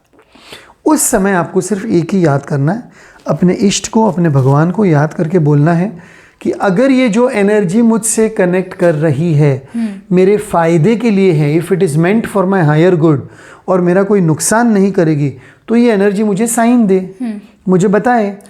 अपने आप को नंबर्स के द्वारा, कलर के द्वारा, सपनों के द्वारा, कोई और साइंस के द्वारा मेरे सामने आए और मुझे बताए। अगर ये एनर्जी नेगेटिव है, अगर ये एनर्जी कोई मेरी पूर्वजों की भी हुई, मेरी मरी हुई दादी, मेरी मरी हुई नानी जो एकदम ही बेकार स्वभाव की थी और वो कुछ बदला लेने आई है, तो ये एनर्जी दूर हटे। कोई कोई बदला लेने भी आते हैं, कोई कोई प्यार देने भी आते हैं, किसी का कुछ काम अधूरा हो गया तो आ जाते हैं। लेकिन कभी कभी सपनों में ऐसी भी एनर्जीज आती है। अगर आप कोई घर में, होटल रूम में, कहीं पर छुट्टी में गए हो, किसी और के घर पे गए हो, उनके घर पे किधर आजू बाजू में मर्डर हुआ होगा, हत्या हुई होगी, किसी ने आत्महत्या की होगी, तो वो है, अगर आपका उस टाइम पे ऑरा वीक है, एनर्जी वीक है, तो वो आत्मा आपसे कनेक्ट करने की कोशिश करेगी। और आप क्यों चाहोगे यहाँ कि आप दूसरों की पीड़ा लेकर आप किधर से आओ, इसलिए वो ऑरा क्लीनिंग एक्सरसाइज भी इजी हो जाता है। और आपको सिर्फ यही करना है, किसी के घर पे भी गए हो, होटल रूम में भी गए हो, या अपने खुद के घर पे, अगर ये एनर्जी मेरे फायदे के लिए है तो मुझसे कनेक्ट करें। उसके लिए एक इष्ट अपने पास हमेशा साथ में होना चाहिए, चाहे हनुमान जी हो, चाहे गणेश जी हो, चाहे भैरव हो, या जैसे आपको बताया मैंने कुलदेवी हो या कुलदेवता हो। तो ये जो आपका सवाल है कि हाँ सेम समय पे वो लोग आपसे कनेक्ट करते हैं क्योंकि आपको मैसेज देना चाहते हैं। और इसको हम लोग एंजल नंबर्स भी बोलते हैं। कभी आप देखते हो घड़ी पे तो 11-11, 12-12, आजकल सोशल मीडिया पे बहुत स्क्रॉल हो रहे हैं, बहुत 12-21। ये इसलिए भी हो रहा है क्योंकि आने वाले कुछ 10 सालों में एनर्जीज बहुत हाई होने वाली है और प्लैनेट का एवोल्यूशन हो रहा है, टेक्नोलॉजी का एवोल्यूशन हो रहा है। जो आज से 30 साल पहले पॉसिबल नहीं था वो आज पॉसिबल हो रहा है। भी आज से 30 साल के बाद क्या होगा वो तुम सोच भी नहीं सकते। शायद हमारी गाड़ी किधर आसमान में उड़ रही होगी, कार। आज तो कार रोड पे चल रही है, लेकिन ट्रैफिक को देखते हुए शायद 20 सालों के बाद में कोई ऐसी गाड़ी निकले जो आसमान में ही चले। जैसे प्लेन उड़ रहा है तो आसमान में वैसी गाड़ी भी चल सकती है, कुछ भी पॉसिबिलिटी है। तो वो कैसे होगा? जब कोई डाउनलोड लेगा, जब कोई शांत बैठेगा, उसको वो आइडिया आएगा और वो उसके ऊपर काम करेगा। उसको बोलते हैं इंट्यूटिव नज, इंट्यूटिव आइडिया। तो आपको किस तरीके से मैसेज आता है? कोई वॉइस आती है, ये कोई फेमिनिन वॉइस है, मेल वॉइस है? मुझे फेमिनिन वॉइस ज़्यादा आती है, माँ की। माँ काली मेरी इष्ट है और माँ काली मुझे प्रोटेक्ट करती है, तो मुझे माँ काली का काफ़ी सारा, कभी कभार वॉइस आता है, ऐसे नहीं कि रोज़ वॉइस आता है, कभी कभार वॉइस आता है। कभी कभार अगर मैंने आंखें बंद की तो कोई माँ का जो अलग अलग स्वरूप है, आई डोंट नो कितने स्वरूप है माँ के, 30, 40, 50, कोई बुक में 64 लिखे, कोई बुक में 44, 44 लिखे हैं, लेकिन जो भी है कभी कभी वो स्वरूप आंखों के सामने आ जाता है, कभी कभी आवाज़ आ जाती है। कभी कभी इस तरह जब मुझे खांसी आती है तब कौन सी एनर्जी का रेजिस्टेंस हो रहा है या नहीं हो रहा है वो पता चल जाता है। और बहुत बार तो मुझे वो वाइब्रेशन इंट्यूशन से पता चल जाता है। लेफ़्ट का वाइब्रेशन बहुत ही बॉडी में होता है, झुंझन झंझन होने लगती है, तो वो माँ के साइड की है शक्ति। राइट का हुआ तो शिव के साइड की है, यानी कोई मेल एनर्जी। तो वो तो है ही ना, अपने में कंसेप्ट भी है शिव और शक्ति का। हाँ जी। अर्धनारीश्वर का भी कंसेप्ट है, ये शिव का भाग है और ये शक्ति का भाग है। तो मुझे फिर वो शिव या शक्ति कौन सा वाला एनर्जी उस टाइम पे हो रहा है वाइब्रेट, वो फिर वो पता चल के देन आई ट्राई कि अगर कुछ सुनाई दे रहा है तो क्लियर ऑडियंस, फ्रेग्रेंस आ रही, बहुत बार मुझे फ्रेग्रेंस आ जाती है, कोई परफ्यूम की, कोई खुशबू की, किसी खाने के आइटम की, किसी की यूँ। तो जैसे हमें ये पता है कि बूंदी के लड्डू का भोग हनुमान जी को लगता है, तो बहुत बार बात करते समय सेशन करते समय थेरेपी, ऐसी ताज़ी सुगंध आती है बूंदी के लड्डू को, एकदम इतनी फ्रेश, जैसे कोई लड्डू अभी बना के मेरे सामने रखा हुआ है, तो मैं समझ जाता हूँ कि वो हनुमान जी की एनर्जी वाइब्रेट हो रही है। कभी कभी वही लड्डू मोदक की स्मेल आती है, फ्रेग्रेंस आती है, not smell, I am sorry, सुगंध आती है। गणपति का मोदक फेवरेट है। कभी कभी बहुत सारा खून दिखता है तो माँ काली का वो रुद्र रूप दिख जाता है। हाँ जी। तो वो अलग अलग वैसा कुछ आभास होता है, क्योंकि अभी मेरे आकाशिक रिकॉर्ड्स खुल गए और भी खुल रहे हैं, तो मेरे में वो थोड़ा फास्ट मूवमेंट हो रहा है। कभी मुझे खुद को भी शांत होना पड़ता है, तो मैं बोलता हूँ आज के लिए बस हो गया, 2-3 अगर और अपॉइंटमेंट बाकी वो कैंसिल कर देता हूँ, नेटफ्लिक्स लगा के बैठ जाता हूँ ताकि वो दिमाग में कुछ और आए नहीं। अभी रिसेंटली एक जन ने कुछ लिया था सेशन, उनके लिए बार बार आ रहा था कि आपके लीगल डिस्प्यूट में आपको कॉम्प्रोमाइज़ करना है, आप ये केस वापस ले लो, नहीं तो बिना मतलब का 7-12 साल आप अटकते जाओगे। इवन दो मैं नेटफ्लिक्स देख रहा हूँ, मुझे वो बार बार वो थॉट प्रोसेस आ रहा है। आखिर में मुझे वो क्लाइंट को फ़ोन करके बोलना पड़ा कि तुम्हारा ये मैटर आया है और ये डाउनलोड हो रहा है, प्लीज़ आप। तो बोले मैं आप ही के बारे में सोच रहा था और मुझे इसी चीज़ का ये चाहिए था कि मैं क्या करूं, लेकिन आपका सेशन मैंने लिया नहीं, बुकिंग किया नहीं है। मैंने बोला लो तुमको तो फ्री में आंसर दे दिया माता जी ने, वो काम कर लो। और यही बात मैंने 2015 में मैंने यानी एंजल्स ने फ़राह खान से कही थी, और ये उन्होंने भी उसका वीडियो दिया है। फ़राह खान 2015 में जब मैं उनसे एग्जीबिशन में मिला, फिर वो जब हमारे ऑफिस में आई माहिम में, जब उनसे बातें हो रही थी, तो एंजल्स ने उनको गाइडेंस दे दिया था कि फ़राह जी आपको 7 साल तक कोई फिल्म बनानी नहीं है। और आप देखिए 7 साल तक कोई भी फिल्म फ़राह खान की आई नहीं। उनको बाकी सारा काम करना था, टेलीविज़न पे जाना था, शोज़ करना था, पैसे कमाने थे, वो सब उन्होंने अच्छी तरह से किया, कोरियोग्राफी की। अभी 7 साल के बाद जब वापस एंजल्स का कुछ आया मैसेज, मैंने उनको बोला कि भाई अभी समय आ गया है, फिल्म शुरू करो। अभी वो फिल्म शुरू भी करने वाले हैं। उन्होंने फिल्म अनाउंस भी की। यानी देखो 7 साल का पूरा पीरियड, पूरी उनको एनर्जी और उनको गाइडेंस मिल गया था कि ये नहीं होने वाला है। तो जब एंजल्स बोलते कि नहीं होने वाला है, तो वो गली में जाके मतलब भी नहीं है। फिर दुख दर्द ही होता है। इससे अच्छा वो गाइडेंस ले लो तो अच्छी तरह से काम हो जाता है। और उन्होंने ऑन कैमरा इस बारे में बोला भी है कि we are connecting back in this manner after 7 years. 2015-2023 का मैंने वीडियो हाफ करके भी डाला हूँ। ऐसे तो बहुत सारी कहानियाँ हैं, लेकिन सारे सेलिब्रिटीज़ के तो नाम नहीं ले सकते हैं। लेकिन जिन जिन लोगों ने वीडियो दिया है, फ़ोटो दिया है, शेखर सुमन जी ने इतना लंबा चौड़ा वीडियो दिया है 3-3 मिनट का। उनके कोई हेल्थ इश्यूज़ थे, उनमें उनको बहुत अच्छी तरह से गाइडेंस मिला, और वो और उनकी वाइफ बहुत खुश हुए, आज भी टच में हैं। वैसे हो जाता है काम। जैसे एंजल्स सिग्नल करते हैं, अब ताकि मेरी ऑडियंस से वीडियो देखने के बाद किसी गलत सिग्नल का जवाब ना दे, तो ऐसे नेगेटिव भी होते होंगे एंजल्स। हाँ, हम उनको एंजल्स नहीं बोलेंगे, डीमंस बोलेंगे। हाँ, तो वो इंग्लिश वर्ड डीमंस हो गया, हिंदी वर्ड में आपको बोलना है भूत, पिशाच, शैतान, आत्मा, जो भी। तो कभी कभी लोग इंटरेस्ट ले जाते हैं इन सब चीज़ों में, पहले हाँ डर लगता है कि कभी कभी फील होता है कि कुछ टच करके चला गया, किसी ने आवाज़ लगाई पर पीछे तो कोई था ही नहीं।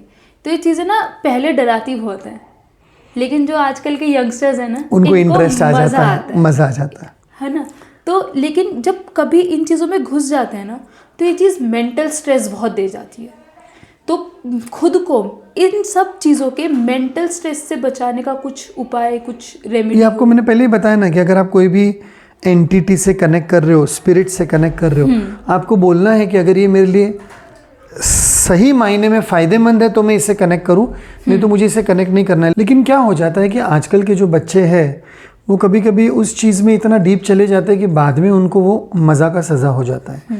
तो इसलिए उनसे मेरी यही दरख्वास्त होगी और यही रिक्वेस्ट होगी कि आप ऐसी कोई एनर्जी से कनेक्ट करने की कोशिश न करें जो बाद में आपको तकलीफ़ दे सकती है, और जो बाद में अगर एक बार आपके ऑरा में या आपके शरीर में या आपके घर में आ गई तो उसको निकालने के लिए आपको इतने तामझाम करने पड़ेंगे कि फिर सभी लोगों को उसमें परेशानी होगी, माँ बाप को, घर वालों को। तो इट इज़ ऑलवेज बेटर कि आप अपने एक इष्ट को याद करो, एक जो भी एक नाम आपके मुंह में पहले आता है, आपके मुंह से पहले आता है, कोई भी ईश्वर का हो, कोई भी भगवान का हो, उनको याद करके बोले कि हे ईश्वर, हे भगवान, हे शिव जी, हे हनुमान जी, हे गणेश जी, या जो भी है, हे विष्णु जी, या आपके कोई भी जो देवी देवता हो, कि अगर ये एनर्जी मेरे लिए सही है तो let me connect to that energy. अगर ये एनर्जी मेरे लिए सही नहीं है तो इस एनर्जी को आप अपने लाइट में लेके जाओ, अपने लाइट यानी अपनी ऊर्जा में लेके जाओ। तो आप छूट गए। फिर जो भी आपके बेडरूम में रात को कोई भी अगर आभास हो रहा था, एंजल आ रहा था, नहीं आ रहा था, कोई आपकी मरी हुई दादी, मरी हुई नानी या कोई और पूर्वज आ रहे थे, नहीं आ रहे थे, अच्छे हैं, उनकी एनर्जी नहीं है, आप उससे फ्री हो जाते हो। आपको वो टेंशन लेने की ज़रूरत नहीं। तो एनर्जी का खिलवाड़ ना करें। हाँ जी। एनर्जी के साथ, ऊर्जा के साथ, ऑरा के साथ लोग वो करते हैं। कभी कभी बहुत यंगस्टर्स वो ओइजा बोर्ड होता है और वो ऐसे ऐसे कर लेते हैं और फिर कभी कभी लेने के देने भी पड़ जाते हैं। तो ये सब नहीं करो, उतना बेटर है। नहीं करो उतना बेटर है। यस। अब जब एंजल थेरेपी के बारे में सुनेंगे तो एक क्वेश्चन आएगा कि ये होता कैसे है। डेफिनेटली। तो लाइव कुछ करते हमारे हैं, ऑडियंस के लिए कुछ लाइव करते हैं। डेफिनेटली। जैसा कि हमारा बैक कैमरा बात हुई थी एक और आपने कई सारे अपने पॉडकास्ट में बोला कि एक पर्टिकुलर क्वेश्चन का जवाब मिलता है। Correct correct. तो मैं अपना एक पर्सनल क्वेश्चन पूछूंगी। डेफिनेटली। अगर आपको लाइव में आपका पर्सनल क्वेश्चन पूछना है, पूछ लीजिए। तो जो मेरा क्वेश्चन रहेगा वो मेरे यूट्यूब चैनल के लिए ही रहेगा। ओके। कि मेरा यूट्यूब चैनल का ग्रोथ कब होगा और किस तरह से होगा। या that is a good question कि ग्रोथ कैसे, कब और किस तरह से होगा, ग्रोथ में क्या क्या आ सकता है, क्या नहीं आ सकता है। Let's see what is coming up. Okay. So मुझे सबसे पहले तो आपका पूरा नाम बताइए। मैं रिधिमा ही लिखती हूँ। रिधिमा? रिधिमा। रिधिमा। ओके, रिधिमा ही लिखते हो। पूरा नाम एक बार बता दीजिए। Ridhima Kashyap. Kashyap. Okay, Ridhima Kashyap. All right.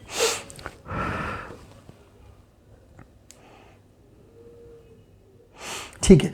अभी ग्रोथ के लिए हम लोग 2 नंबर्स का ग्रिड बनाएंगे, ये 1 और ये 2। तो मुझे ग्रोथ के लिए आपका पास्ट और फ्यूचर भी देखना है, थोड़ा सा आकाशिक रिकॉर्ड्स में, और थोड़ा एंजल का भी गाइडेंस लेना है। तो मैं इसमें टैरो यूज़ करूँगा पहले। तो टैरो के लिए मुझे आप 1 से 1 to 33 के बीच में 3 नंबर चूज़ कीजिए। ये है टैरो कार्ड डेक उठा रहा हूँ मैं। मतलब आपको बताना है? यस, मुझे नंबर्स बताने हैं 1 to 33 के बीच में। 1 is 6। दूसरा और 24। ओके। एंड 6, 24 और 30। ओके। 6, 24, 30। ये आपके 3 नंबर हो गए टैरो के। दशा, दिशा और कर्म का ग्रिड लेट अस सी। 1 2 3 4 5 6 7 8 9 10 11 12 13 14 15 16 17 18 19 20 21 22 23 24 25 26 27 28 29 और 30। ये हो गया आपका एक ग्रिड। दूसरा ग्रिड देखते हैं अभी।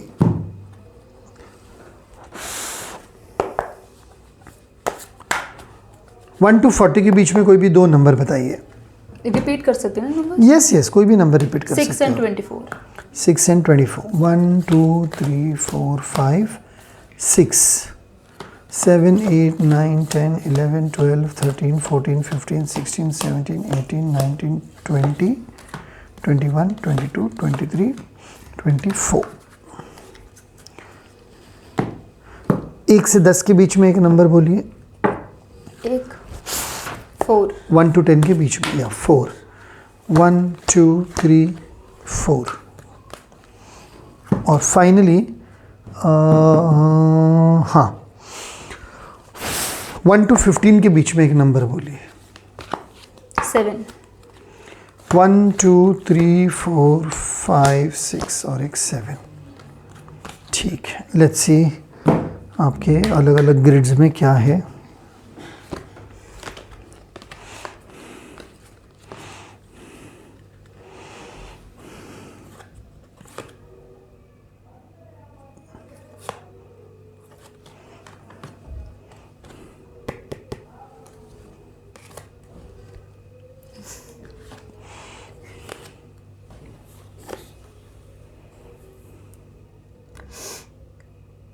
आप एक ही डॉटर हो, राइट?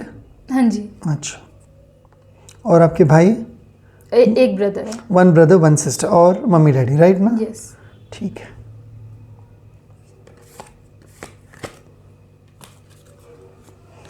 इधर आपने कौन से लिए थे वापस? 6 लिया था, 24 लिया था, और फिर एक 4 लिया था, और एक 7 लिया था, राइट।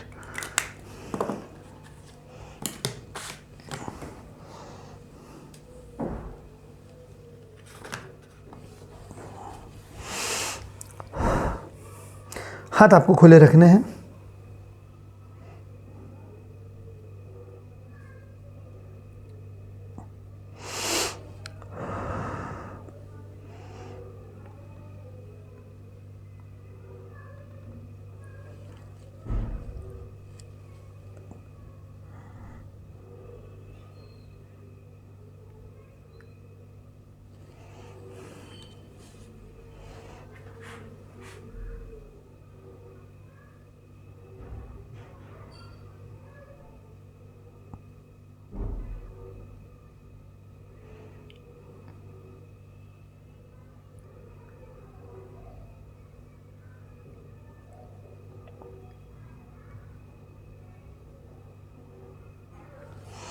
आपका लेफ्ट हैंड दिखाइए। यस।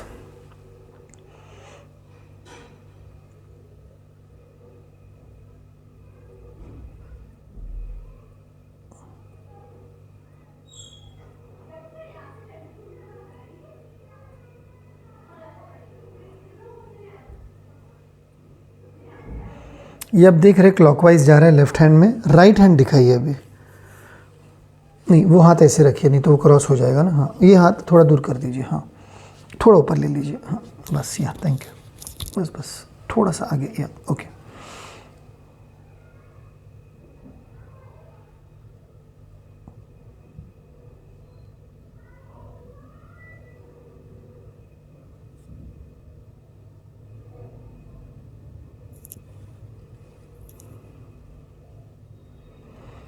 आपको फ़र्क महसूस आया? इधर कैसे घूमा, इधर कैसे घूमा वहाँ पर, और अभी इधर कैसे घूम रहा है राइट में? ओके, मैं आपको समझाता हूँ क्या आया है और क्या आ रहा है। ठीक है, थैंक यू।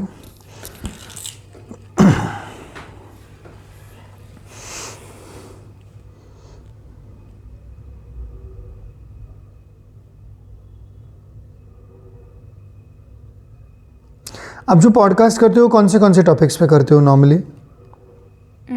मेरा कोई प्रॉपर नीश नहीं है। ओके। मेरे जो पास्ट 3 पॉडकास्ट हुए हैं वो एस्ट्रोलॉजी और टेरो रिलेटेड हुए हैं। ओके। वैसे पर्टिकुलर कोई नीश नहीं है। तो अभी नीश बनाने का समय आ गया है, और कौन सा नीश आ रहा है वो आपको बता देता हूँ, वो सबसे इम्पोर्टेंट है। हाँ जी।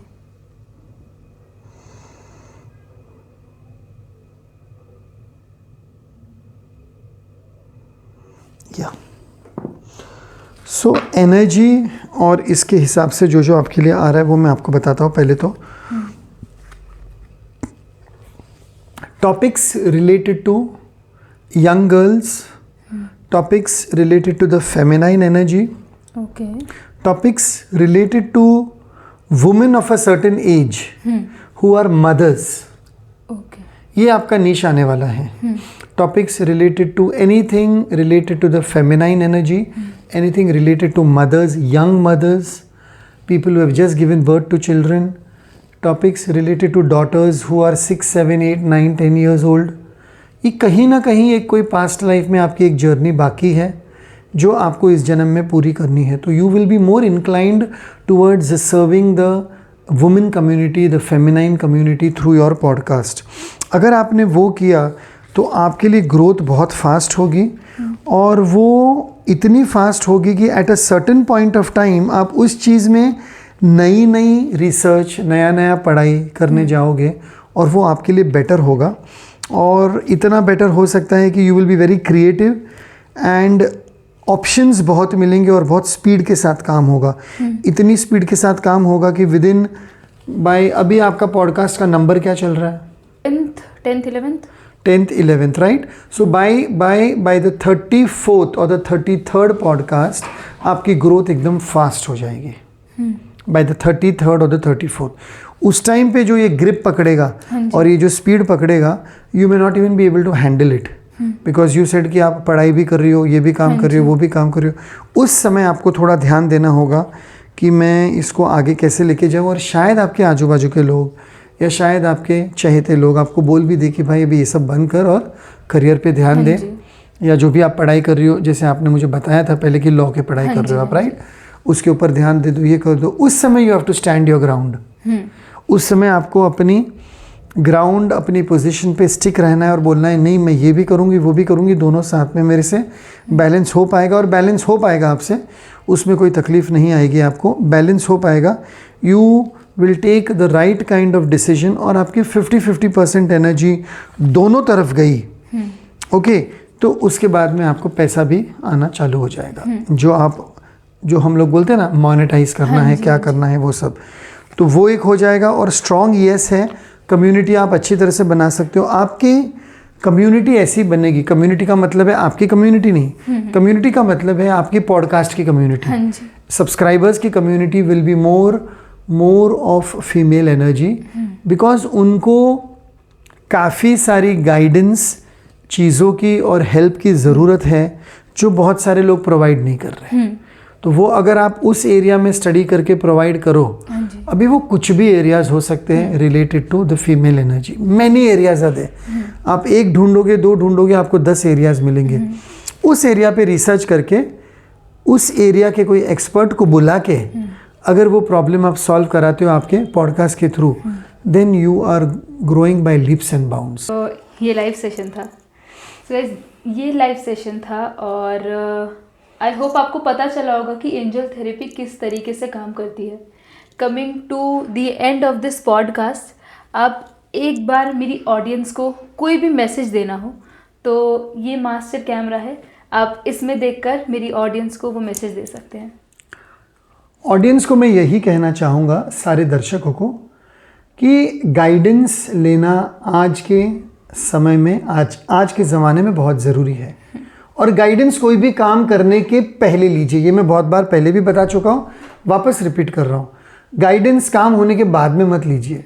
शादी करने जा रहे हो पहले गाइडेंस लीजिए, पार्टनरशिप करने जा रहे हो पहले गाइडेंस लीजिए, कार खरीदने जा रहे हो पहले गाइडेंस लीजिए, नया घर खरीदने जा रहे हो पहले गाइडेंस लीजिए. खरीदने के बाद पूछोगे ये घर कैसा है तो क्या करेंगे.